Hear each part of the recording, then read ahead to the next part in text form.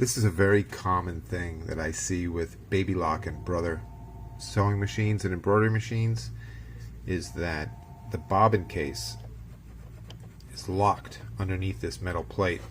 That little bump on the bobbin case and this flat spring here, they should meet each other and this should be able to bounce back and forth, but it's locked under this metal plate. And the cause of this is that people, when they're putting this area back together, they put the bobbin case in first, then they lock down the needle plate with the two screws, and that's the opposite of what you're supposed to do. You're supposed to lock this plate down with both screws tightly before putting in this bobbin case, because what happens is if you put this in first and then you lock this down, as you're locking this down, the bobbin case actually rotates out of position and you tighten this down and lock it down onto here. So now when it's trying to form a stitch, the thread can't make it around because it gets stuck in here where the two are connecting to each other. This should be able to move back and forth and the thread should be able to freely flow. So this can actually damage the bobbin case down here. You can actually get grooves into this, or the needle can strike it.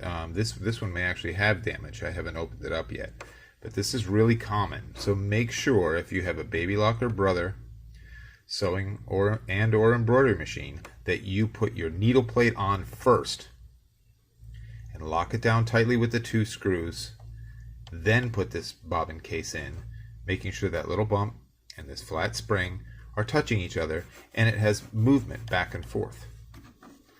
So let's take a look and see what we have here. By the way, a nickel is the very best screwdriver for these machines.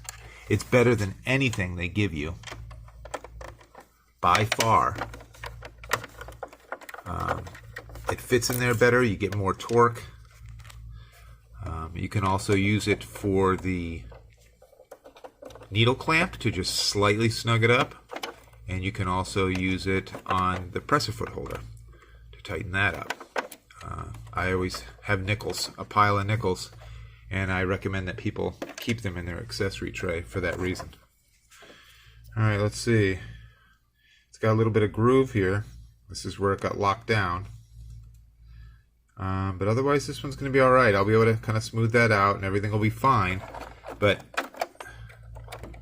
this should go against here and it should rock back and forth like this once this is locked down. Okay? Really important.